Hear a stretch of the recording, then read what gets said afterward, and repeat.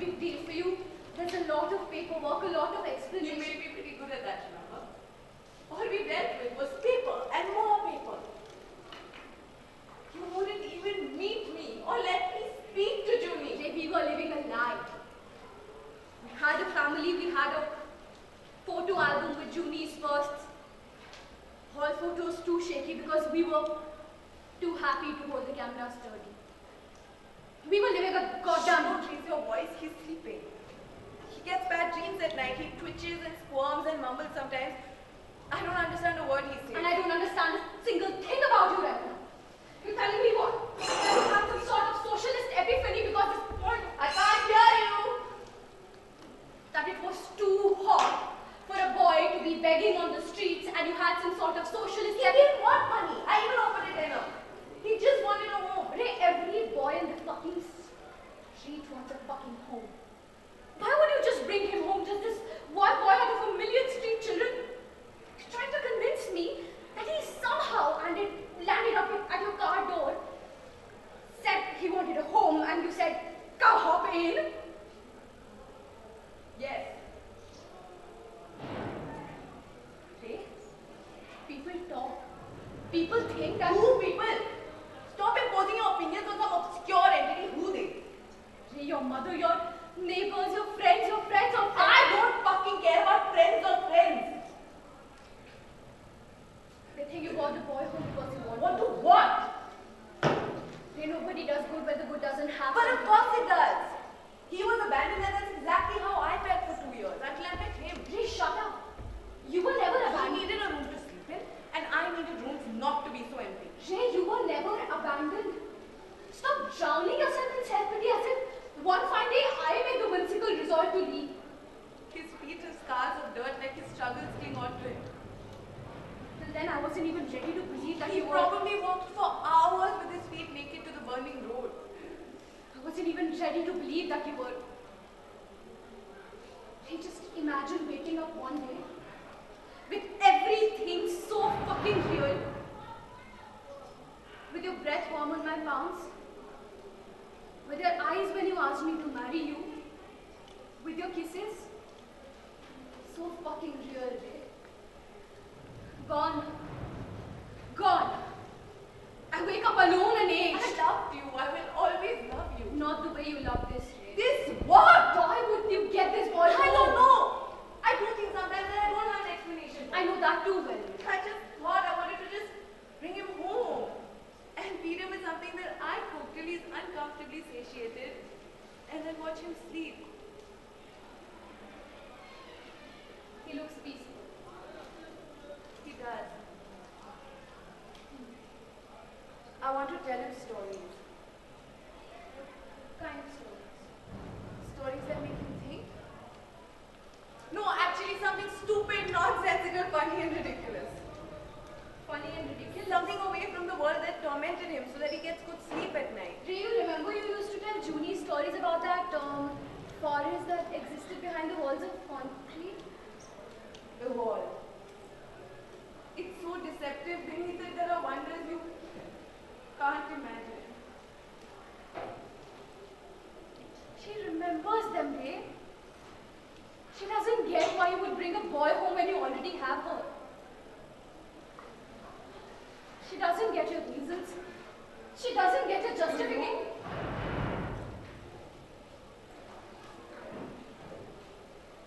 No.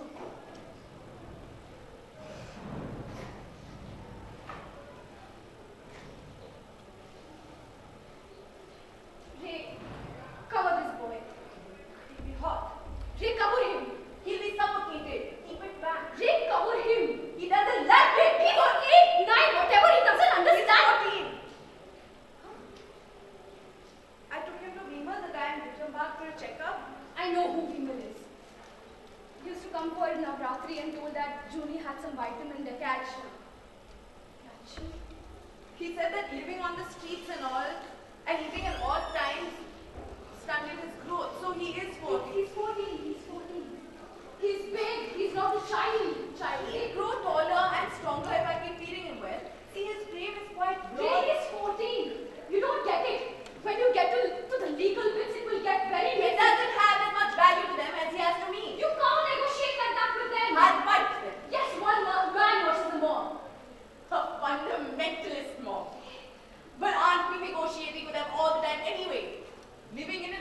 absolutely every decision you make has intrinsic backing. Intrinsic backing. Please keep your activism. I am not going to live in fear all my life just because I'm They beat up your student for painting a goddess like that.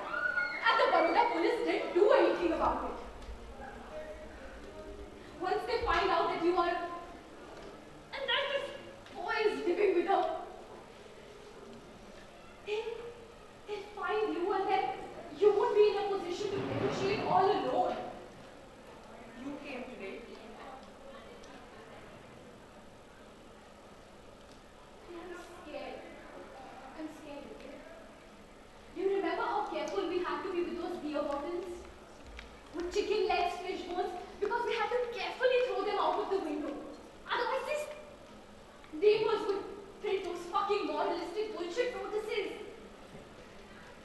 They won't leave us alone. They'll sniff you, they'll hunt you. You remember how we used to get alcohol from the bootleggers, huh? We'd take duty with us, a 6-year-old chubby girl, and the cops would just let you go. Yeah. We had nicknames for it. Rum was Raman Bhai, whiskey was Vishnu Bhai, and then you named rum was Raman Bhai, whiskey. Jump up, the champagne.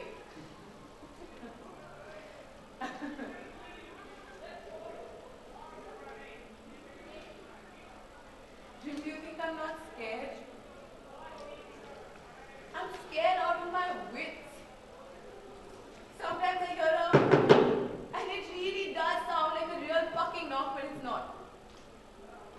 I keep thinking they'll take him away. I keep having nightmares of beds, floating, no gravity, just my voice being tossed around by the walls like big strong bullies. And I keep thinking they'll come one day without a sound.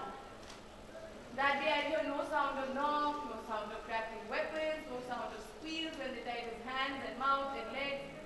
And I think, oh, the fear is gone. And so I go to his room, make the usual eggs and toast, take it to his room.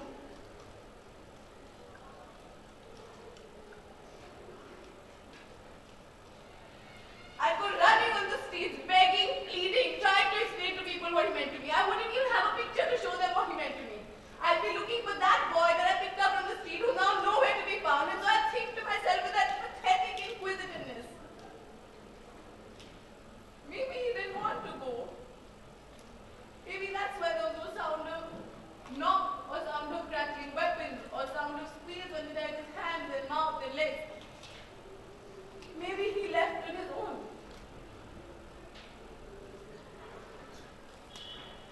Ray.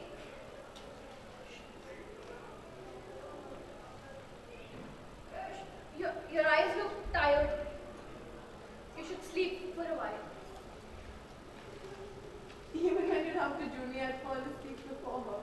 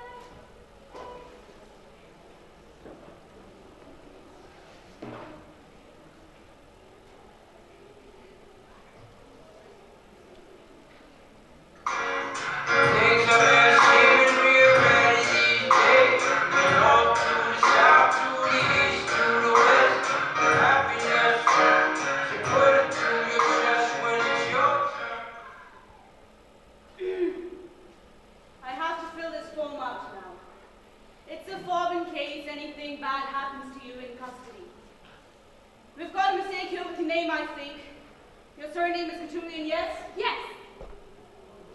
Say, we've got your first name as Kuturian. My first name is Kuturian. Your first name is Kuturian? Yes. And your second name is Kuturian? Yes. Your name is Kuturian? My parents are funny people.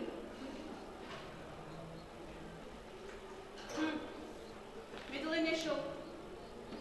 K.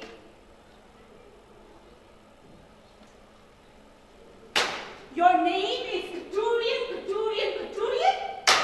Like I said, my parents are funny people. Well, funny, I guess, you stupid fucking idiots. I don't disagree. Oh, hello. Your stories, they have a theme. What team? You know your themes, the whole little kid gets fucked up, your theme. That's not a team. You see, some of them have come out that way. That's not a team. Although maybe in an oblique way it might have you. Oh no. My stories don't have teams. What I've written like 400 of them and 10 or 20 have children in them. Have murdered children. So what? Are you trying to say that I'm trying to say go out and murder children? No, I'm not trying to say that. You're trying to say go out and murder children. Are you trying to say go out and murder children? No. No fucking way. I'm not trying to say anything. That's my whole thing. I know your whole thing. First duty for storyteller is to... Children in them, it's incidental. There's politics in them, it's incidental. No, it's accidental. Except the thing is, you don't interrupt me while I'm talking! If I ask you something outright, or go with my eyes, like go ahead and say something, then you say something. But while I'm in the middle of something... I'm sorry. And you're fucking doing it again! Did I ask you something outright? Did I go with my eyes like, go ahead and say something? Did I? No. No, I didn't. Did I? Did I?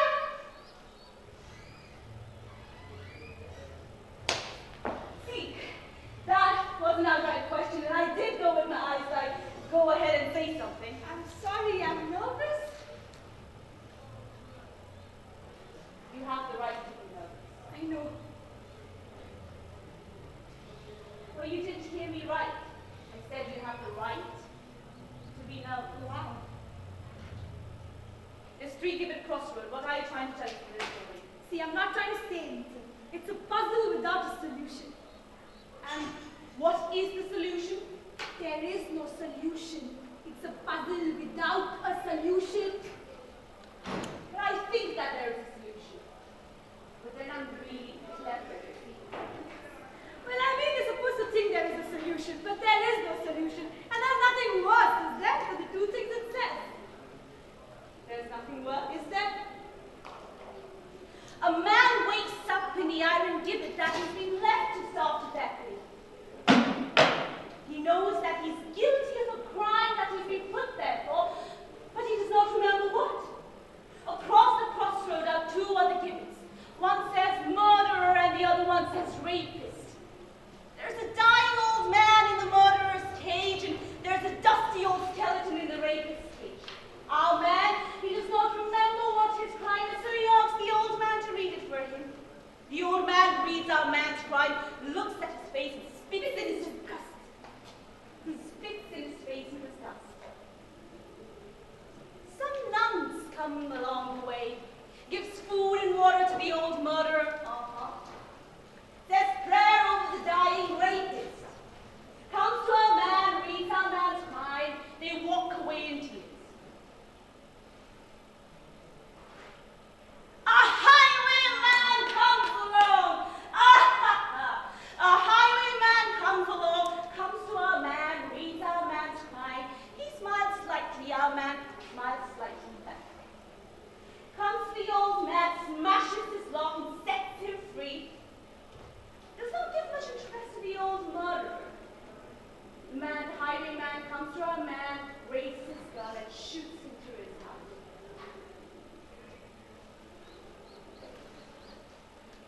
The highwayman rides off without telling him what he's done. Our man cries, just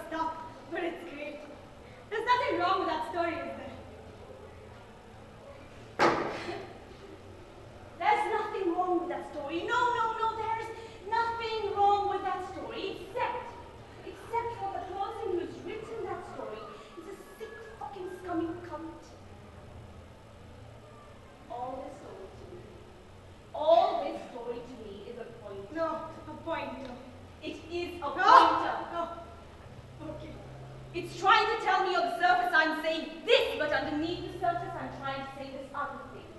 Okay. It is a pointer, you understand? Yes, it is a pointer. This reminds me. Oh, this reminds you. But it hasn't reminded you of anything, has it? It's in the box. That's my brother. Well, yes, I believe. What's he doing to him? Well, something fucking horrible. I don't know. You said you wouldn't touch him. I haven't touched him. You gave me your word. Katurian, I am a high-ranking police officer in a totalitarian fucking dictatorship. What are you doing taking my word about anything? I'm a baby. I was lying. Sean Baker, I told her, you know. Kusa, imagine me mute. Can't show my hand. Can't mind. What? Who's blue? Now.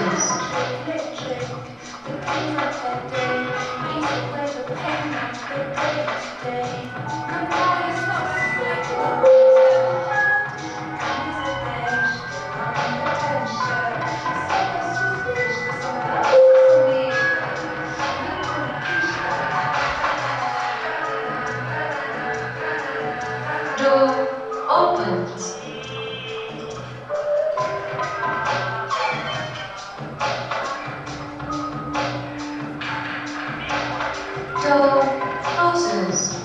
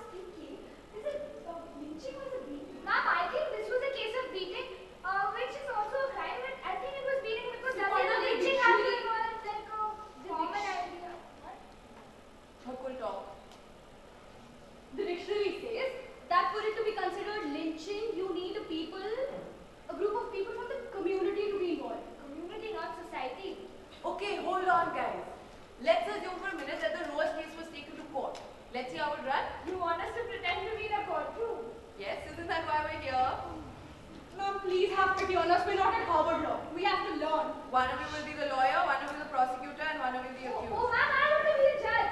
I'm the judge. Why, ma'am? Because the one who wins the case is going to get 100% pass in the next That's exam. a really good idea, And I'm ma'am. going to do the marking. Then I will be the prosecutor. Second, For you real? will be the lawyer, and I I will be the prosecutor. Why does everyone think the defense is going to lose the case? Ma'am, the case is pretty straightforward. Whoever becomes the accused ends up being sentenced. Ma'am, how do we do this? I've drawn some laws. We could. Good idea, but quickly, yeah? Yes.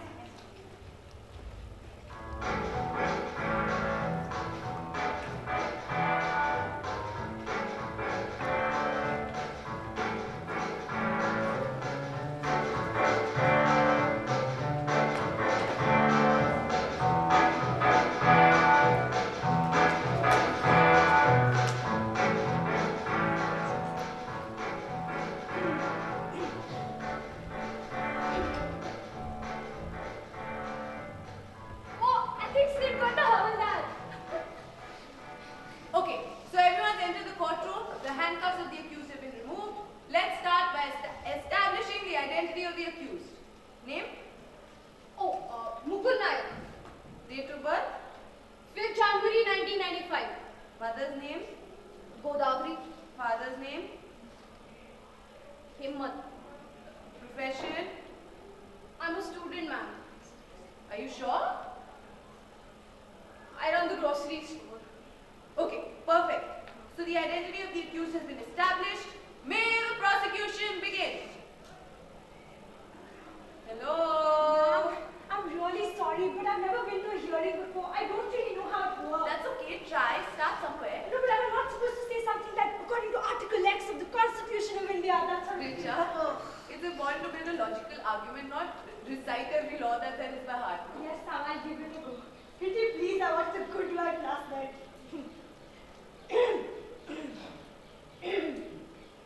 The prosecution has investigated the case investigation folder that was given to us by the court. The day of the incident, the rowers went to the rowing championships. They were wearing shorts. Tight! Get the record, please. Don't that they were wearing tight shorts. What difference does it make? Shorts, it's not the same thing. Okay, let me rephrase. The day of the incident, the rowers wore tight shorts to the rowing championships, because of which the accused, whose identity has just been established, decided to go and lynch the athletes as they were coming out of a restaurant using lathis. One second, where did the lathis come from, huh? Just read the report. Read the report. What's wrong with you? And please don't interrupt me, okay? Yes, they attacked using lathis, stones. Yeah. Just add a bit more, make them seem even more violent. They were violent. According to eyewitness reports, 9 of them were majorly injured and 2 of them were minorly injured. So on this count, the prosecution feels that the accused be tried on counts of manslaughter, attempting to instigate the community to violence, and also to lynch. Your Honor, I object. Overruled. The prosecution may continue and question the accused. Yes. Mr. McDonagh, how many years have you been living in this town? Ever since I can remember. And how many years have these rowing championships been taking place in your town for? Ever since I can remember. Was this the first year that the rowers wore tight shorts? No. They have always worn them and it has always disturbed us. Us? Who do you mean by us? Yeah, it's the entire town. It's not just me. It bothers everyone. Okay. What do you think they should wear then? Tracksuits? Tracksuits would be fine. Do you think tracksuits would be suitable for this performance? Don't you think it would affect their performance if they got wet? They should do a different sport now. Oh, okay. Mr. McDonagh, do you watch football? Just answer the question. I'm a massive fan. Why? Footballers wear shorts. They aren't as tight and they're not short. Come on, what the rowers wear is disgusting. You can see everything. And let's face it, some men were born luckier than the others. Okay, so you decided to go and lynch the athletes because you could see everything. What happened next? I asked my friends what they thought and they said that it bothered them. Okay, because you could see everything. How did you ask them? I told them that my town has moral values. Oh, Your Honor, may I please speak to my client? Go ahead. Yeah. Oh, I have an idea. I think we can argue that they deserve the beating. Do you think that court would? This is India and everything works. Come on now. Okay, so now where were we? Yes. You went to discuss with your friends how you were going to go and lynch them. Lynching? I object, Your Honor. There was no lynching. It's a perfect example of lynching. There are people trying to take law into their own hands. They're using stakes and Your Honor, please address You the get court. your turn. Carry on, Nisha. Your Honor, we live in a state of law as the Constitution of India clearly states. All the crimes that are punishable in our law are clearly stated in our law. Athletes wearing tight shorts is, however, nowhere stated in our law.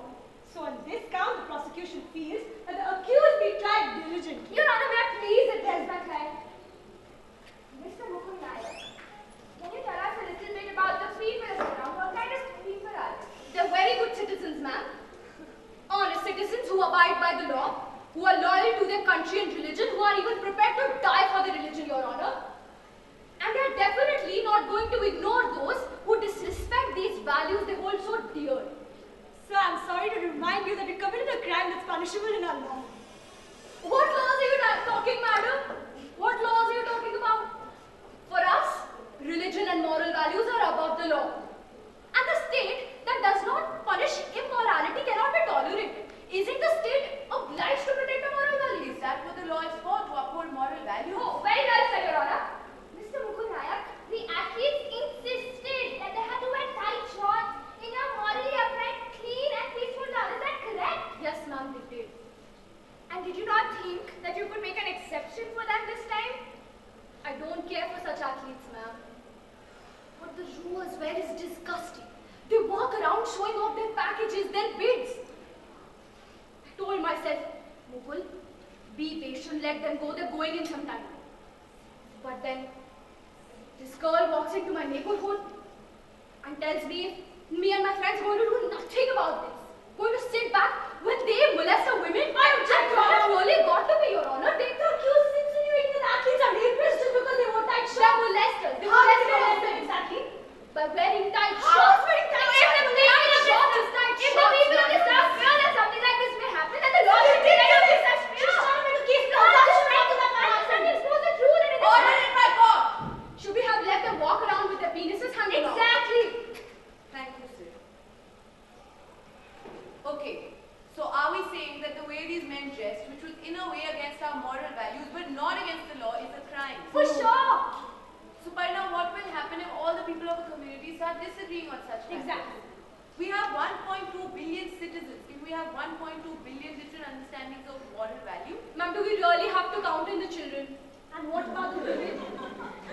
We can think for the women, don't we? What?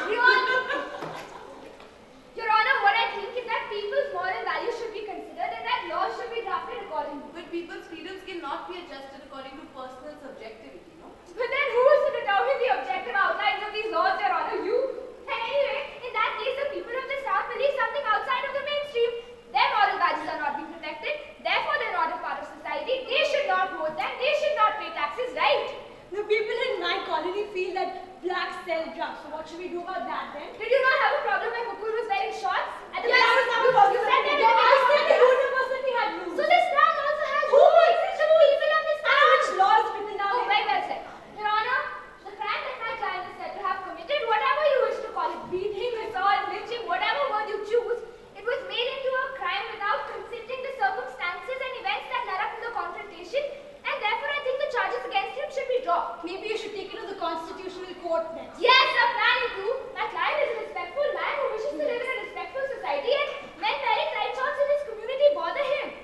We don't want men in tight shorts roaming around in our town. Exactly. And in any case, it is the state's responsibility to protect the moral, religious, and spiritual values of my client and his community and all. In a state of laws, the laws of the public institution and end of. In that case, all the laws and regulations that in fact harm the people of this town should be declared null and void, and all the accusations against my client, who was just trying to protect the moral values of his community, should be declared discharged and thus be absolved.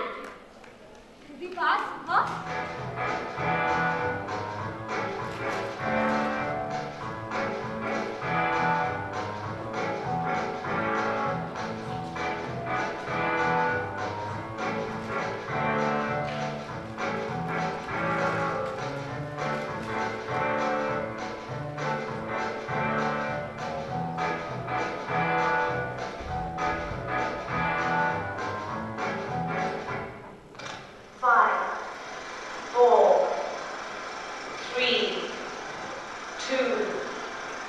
1.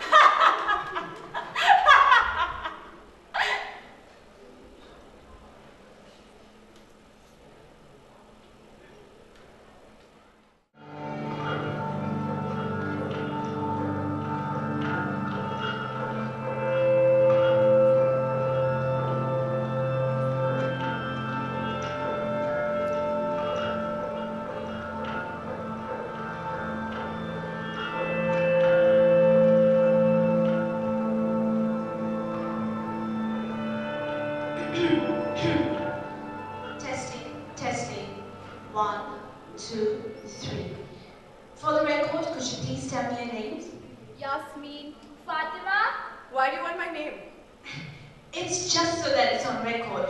And also I can test the recording. I mean, if it's okay if you don't want, you know, if you're worried or... Worried?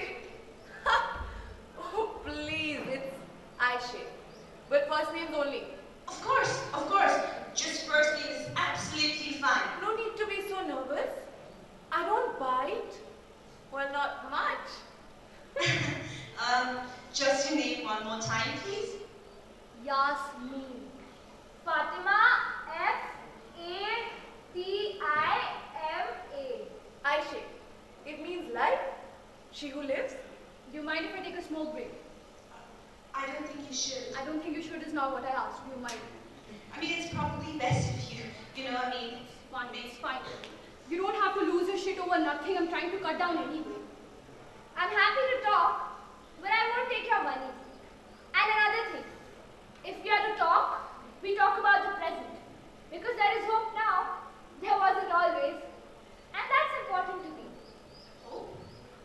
But good luck getting this hope published. Let's just say people like us, we don't really end up in print. Not in Turkey at least. Are you with the BBC? Are you a journalist? No, actually, I'm a playwright. Playwright? I always thought I'd make a good actress. My mother was an incredible dancer, even with her bad knees and all. You write for the TV? No, I don't write for the TV. It's just the stage. What is it that you do? I'm a teacher, primary school. For money, I make it sell jewelry in the park. Well, mostly in the park because I'm Roma. You know what that is? Gypsy! At least that's what they yell on the street. Isn't exactly an invitation for the stage, as you call it. I don't work. I volunteer at the hospital for the elderly. Do you mind if you can speak a little bit louder because the recording... okay, thank you so much. Could you tell me a little something about your experience in Gezi Park? Gezi Park? Well, it was hard to narrow it down one of it, otherwise I'll talk until next month. Tell me one specific thing you remember. Well, something important. Or not, actually, I don't really mind. One specific thing.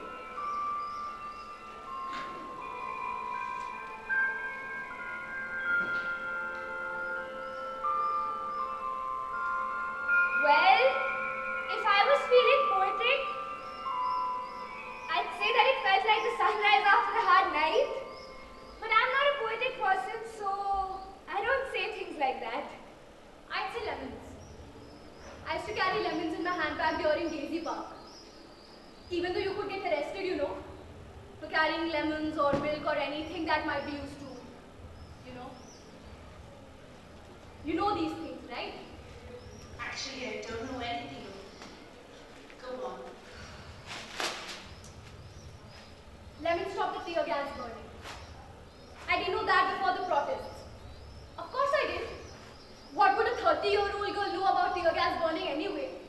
until she has to.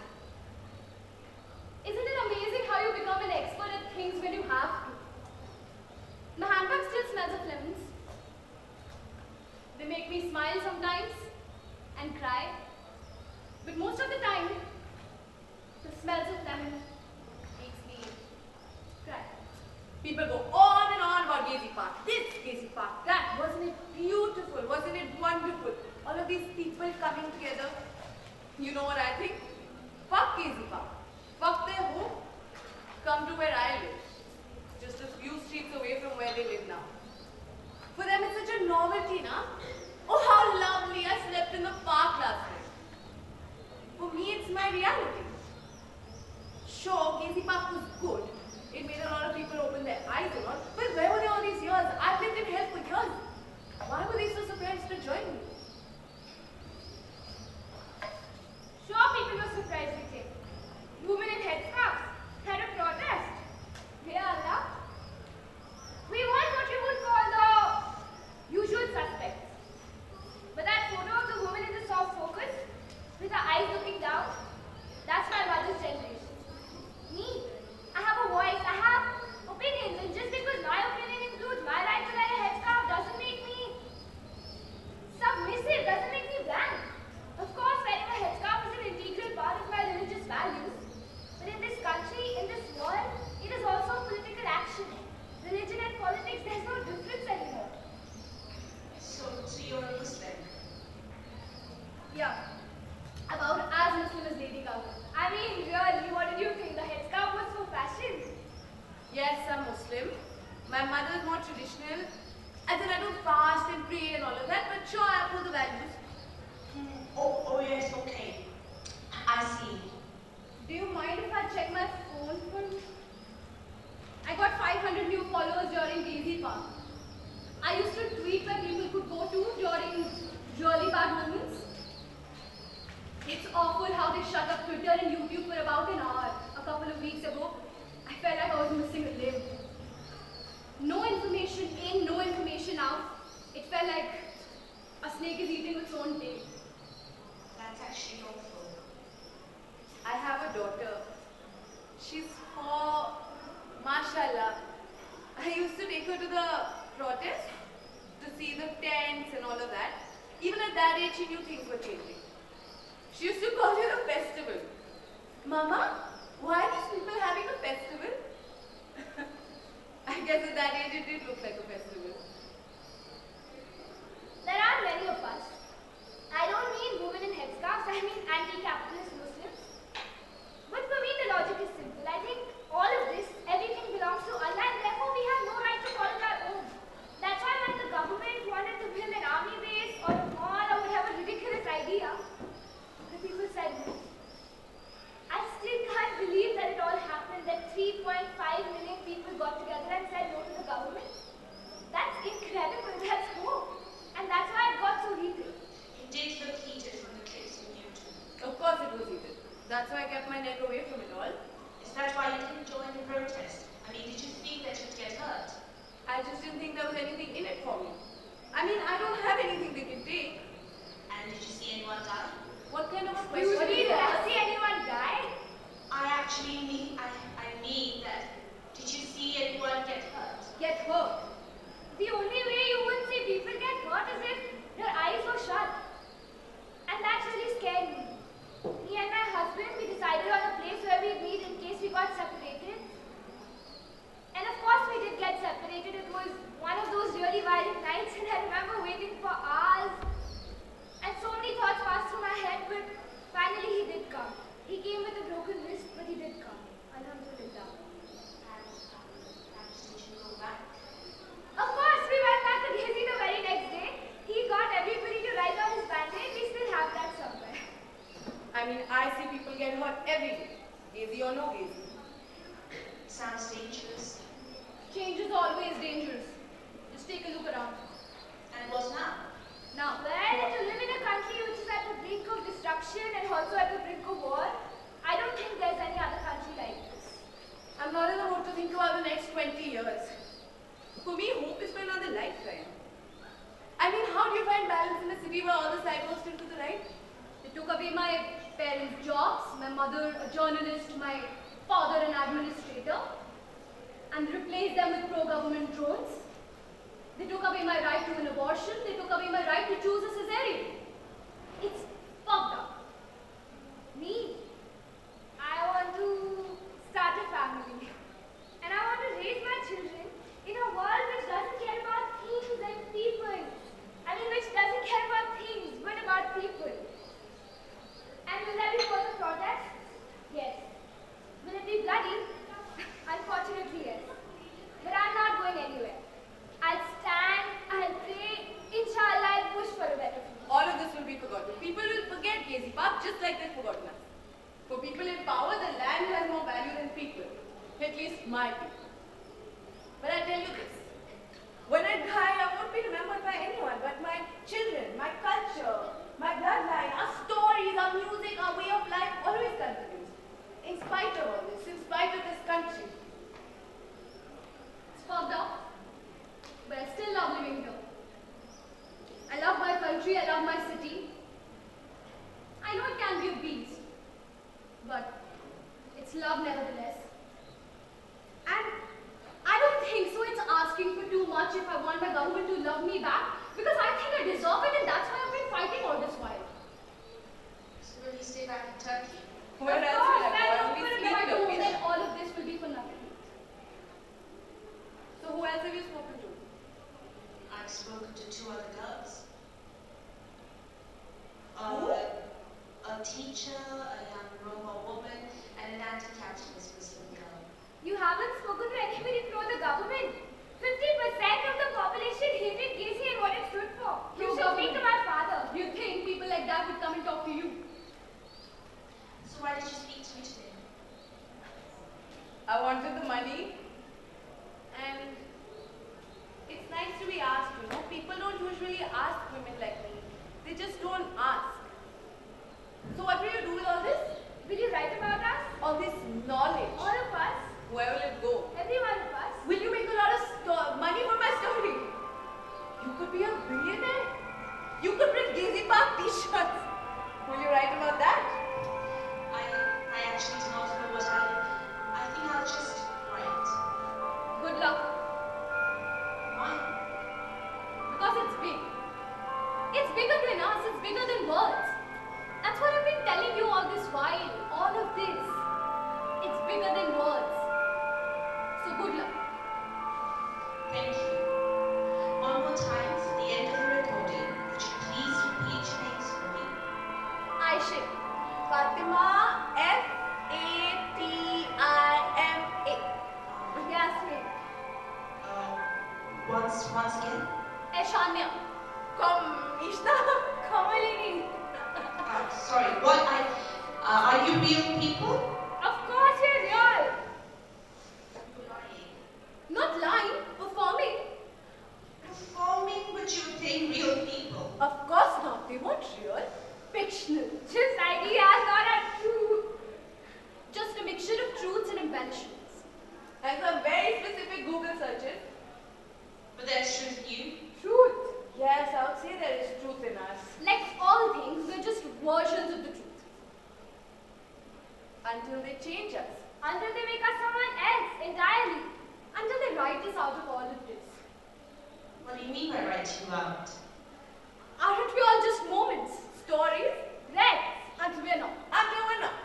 Until we're not. So what's next? Hold on, I just need to change the tape.